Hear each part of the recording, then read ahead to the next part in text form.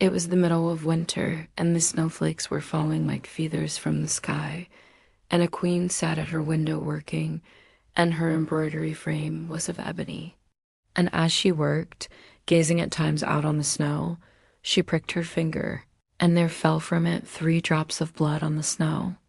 And when she saw how bright and red it looked, she said to herself, "Oh, that I had a child as white as snow, as red as blood, and as black as the wood of the embroidery frame, and hair as black as ebony," and she was named Snow White. Not very long after, she had a daughter, with a skin as white as snow, lips as red as blood, but proud and overbearing, and she could not bear to be surpassed in beauty by anyone. And when she was born, the queen died. After a year had gone by, the king took another wife, a beautiful woman. She had a magic looking glass, and she used to stand before it and look in it and say, "Looking glass upon the wall, who is fairest of us all?" And the looking glass would answer, "You are fairest of them all." And she was contented, for she knew that the looking glass spoke the truth. Now, Snow White was growing prettier and prettier, and when she was 7 years old, she was as beautiful as day, far more so than the queen herself. So one day when the queen went to her mirror and said, "Looking glass upon the wall, who is fairest of us all?" it answered, "Queen, you are full fair, 'tis true, but Snow White fairer is than you." This gave the queen a great shock, and she became yellow and green with envy, and from that hour her heart turned against Snow White, and she hated her. And envy and pride, like ill weeds, grew in her heart higher every day, until she had no peace day or night. At last she sent for a huntsman and said, "Take the child out into the woods, so that I may set eyes on her no more." "Oh, dear huntsman, do not take my life. I will go away into the wild wood and never come home again. You must put her to death and bring me her heart for a token." The huntsman consented and led her away, and it was as if a stone had been rolled away from his heart when he spared to put her to death. But when he drew his cutlass to pierce Snow White's innocent heart, she began to weep and to say, and killed it, and taking out its heart, he brought it to the queen for a token. And as she was so lovely, the huntsman had pity on her and said, "Away with you then, poor child," for he thought the wild animals would be sure to devour her. Just at that moment, a young wild boar came running by, so he caught, and it was salted and cooked, and the wicked woman ate it up, thinking that there was an end of Snow White. Now, when the poor child found herself quite alone in the wild woods, she felt full of terror, even of the very leaves on the trees, and she did not know what to do for fright. Snow White, being very hungry and thirsty, ate from each plate a little porridge and bread, and drank out of each little cup a drop of wine, so as not to finish up one portion alone. Then she began to run over the sharp stones and through the thorn bush, and the wild beasts after her, but they did her no harm. She ran as long as her feet would carry her, and when the evening drew near, she came to a little house, and she went inside to rest. Everything there was very small, but as pretty and clean as possible. There stood the little table ready laid and covered with a white cloth, and 7 little plates, and 7 knives and forks and drinking cups. By the wall stood 7 little beds, side by side, covered with clean white quilts. After that, she felt so tired that she lay down on one of the beds, but it did not seem to suit her. One was too long, another too short, but at last the 7th was quite right, and so she lay down upon it, committed herself to heaven, and fell asleep. They were 7 dwarfs whose occupation was to dig underground among the mountains. When it was quite dark, the masters of the house came home. The second said, "Who has been eating from my little plate?" When they had lighted their 7 candles, and it was quite light in the little house, they saw that someone must have been in, as everything was not in the same order in which they left it. The first said, "Who has been sitting in my little chair?" The fourth said, "Who has been tasting my porridge?" The third said, "Who has been taking my little loaf?" The fifth said, "Who has been using my little fork?" The sixth said, "Who has been cutting with my little knife?" But when the seventh looked at his bed, he saw little Snow White lying there asleep. The seventh said, "Who has been drinking from my little cup?" Then the first one, looking round, saw a hollow in his bed and cried, "Who has been lying on my bed?" And the others came running and cried, "Someone has been on our beds too." Then he told the others, who came running up, crying out in their astonishment, and holding up their 7 little candles to throw a light upon Snow White, that they seemed quite friendly, and asked her what her name was, and she told them, and were so full of joy to see her that they did not wake her, but let her sleep on. "And keep everything tidy and clean. You may stay with us, and you shall lack nothing." In the morning the dwarfs went to the mountain to dig for gold. "With all my heart," said Snow White. All the day long the maiden was left alone, and the good little dwarfs warned her, and fairest, and so she came to her mirror and said, saying, "Beware of your stepmother, she will soon know you are here." "Oh goodness, oh gracious," cried they, "what beautiful child is this?" And the seventh dwarf slept with his comrades, an hour at a time with each, until the night had passed. When it was morning, and Snow White awoke and saw the 7 dwarfs, she was very frightened. And then they asked how she came to be in their house. And she related to them how her stepmother had wished her to be put to death, and how the huntsman had spared her life, and how she had run the whole day long, until at last she had found their little house. Then the dwarf said, "If you will keep our house for us, and cook and wash, and make the beds, and sew and knit." And so she stayed and kept the house in good order. In the evening they came home, and their supper had to be ready for them. Fine wares to sell, fine wares to sell. Let no one into the house.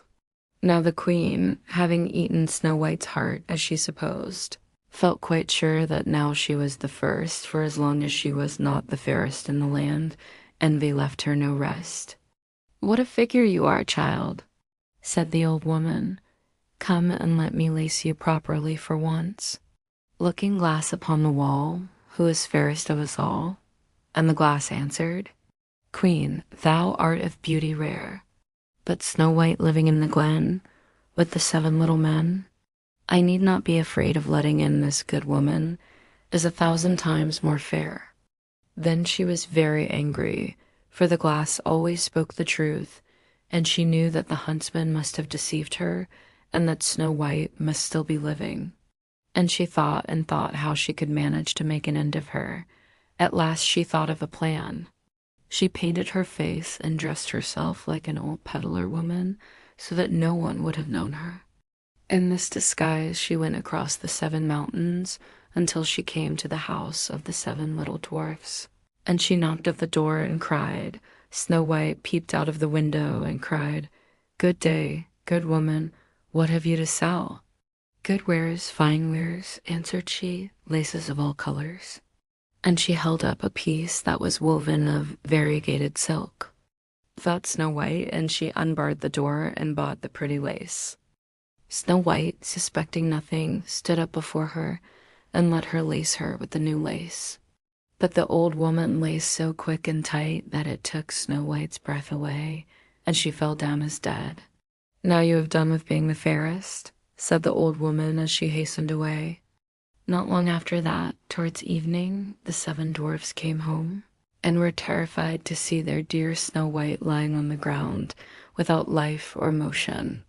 And little by little she returned to life. They raised her up, and when they saw how tightly she was laced, they cut the lace in 2. Then she began to draw breath, and when the wicked woman got home, she went to her glass and said, when the dwarfs heard what had happened, they said, "The old peddler woman was no other than the wicked queen. You must beware of letting anyone in when we are not here." Looking glass against the wall, who is fairest of us all? And it answered as before, "Queen, thou art of beauty rare, but Snow White living in the glen with the 7 little men is 1,000 times more fair." When she heard that, she was so struck with surprise that all the blood left her heart, for she knew that Snow White must still be living. And by witchcraft she made a poisoned comb. "But you are not forbidden to look," said the old woman, taking out the poisoned comb and holding it up. "Now, for once your hair shall be properly combed." By good luck it was now near evening, and the 7 little dwarfs came home, and looked about, found the poisoned comb, and no sooner had they drawn it out of her hair than Snow White came to herself and related all that had passed. "But now," said she, "I will think of something that will be her ruin." And the queen went home and stood before the looking-glass and said. So she went across the 7 mountains and came to the house of the 7 dwarfs, and knocked at the door and cried, "Good wares to sell, good wares to sell." Then she dressed herself up to look like another different sort of old woman. Snow White looked out and said, "Go away, I must not let anybody in." It pleased the poor child so much that she was tempted to open the door. And when the bargain was made, the old woman said, "Poor Snow White, thinking no harm, let the old woman do as she would. Snow White shall die," cried she, "though it should cost me my own life." But no sooner was the comb put in her hair than the poison began to work, and the poor girl fell down senseless. "Now, you paragon of beauty," said the wicked woman, "this is the end of you," and went off. When they saw Snow White lying on the ground as dead, they thought directly that it was the stepmother's doing. Then they warned her once more to be on her guard, and never again to let anyone in at the door. Looking-glass against the wall. "All right," answered the woman. "Who is fairest of us all?" And the looking-glass answered as before. "No," answered Snow White, "I dare not take anything." "Are you afraid of poison?" said the woman. "Look here, I will cut the apple in 2 pieces. Queen, thou art of beauty rare. But Snow White living in the glen with the 7 little men is 1,000 times more fair." When she heard the looking-glass speak thus, she trembled and shook with anger. And then she went to a secret, lonely chamber, where no one was likely to come, and there she made a poisonous apple.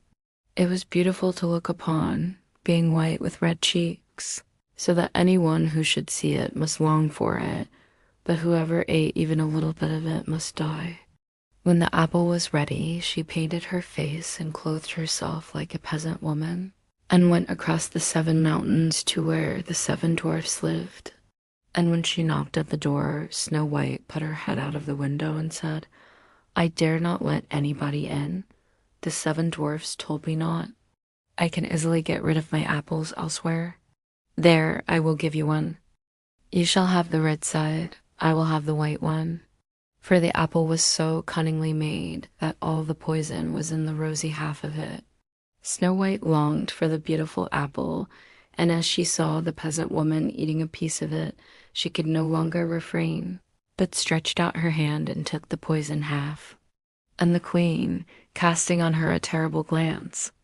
But no sooner had she taken a morsel of it into her mouth than she fell to the earth as dead. "This time the dwarfs will not be able to bring you to life again." And when she went home and asked the looking-glass, laughed aloud and cried, "As white as snow, as red as blood, as black as ebony." Looking-glass against the wall, who is fairest of us all? At last it answered, "You are the fairest now of all." But all was of no avail. The poor child was dead and remained dead. Then her envious heart had peace, as much as an envious heart can have. The dwarfs, when they came home in the evening, found Snow White lying on the ground, and there came no breath out of her mouth, and she was dead. They lifted her up, sought if anything poisonous was to be found, cut her laces, combed her hair, washed her with water and wine. Then they laid her on a bier, and sat all 7 of them round it, and wept and lamented 3 whole days. For she was still as white as snow, as red as blood, and her hair was as black as ebony. And then they would have buried her, but that she looked still as if she were living, with her beautiful blooming cheeks. But the dwarfs told him that they could not part with it for all the gold in the world. And they had made a coffin of clear glass so as to be looked into from all sides, and they laid her in it, and wrote in golden letters upon it her name, and that she was a king's daughter, and gave him the coffin. And the king's son called his servants and bid them carry it away on their shoulders. So they said, "We cannot hide her away in the black ground." And the birds came too and mourned for Snow White, first an owl, then a raven, and lastly a dove. "Oh dear, where am I?" cried she. And Snow White was kind and went with him, and their wedding was held with pomp and great splendor. Then they set the coffin out upon the mountain, and one of them always remained by it to watch. Now for a long while Snow White lay in the coffin and never changed, but looked as if she were asleep. It happened, however, that one day a king's son rode through the wood and up to the dwarf's house, which was near it. He saw on the mountain the coffin, and beautiful Snow White within it, and he read what was written in golden letters upon it. Then he said to the dwarfs, "Let me have the coffin, and I will give you whatever you like to ask for it." But he said, "I beseech you to give it me, for I cannot live without looking upon Snow White. If you consent, I will bring you to great honor, and care for you as if you were my brethren." When he so spoke, the good little dwarfs had pity upon him. Now it happened that as they were going along, they stumbled over a bush, and with the shaking the bit of poisoned apple flew out of her throat. It was not long before she opened her eyes, threw up the cover of the coffin, and sat up alive and well. The king's son answered, full of joy, "You are near me," and, relating all that had happened, he said, "I would rather have you than anything in the world. Come with me to my father's castle, and you shall be my bride." But Snow White's wicked stepmother was also bidden to the feast. And when she had dressed herself in beautiful clothes, she went to her looking-glass and said, "Looking-glass upon the wall, who is fairest of us all?" The looking-glass answered, "O queen, although you are of beauty rare, the young bride is 1,000 times more fair." Then she railed and cursed and was beside herself with disappointment and anger. First she thought she would not go to the wedding, but then she felt she should have no peace until she went and saw the bride. And when she saw her, she knew her for Snow White, and could not stir from the place for anger and terror. For they had ready red-hot iron shoes, in which she had to dance until she fell down dead.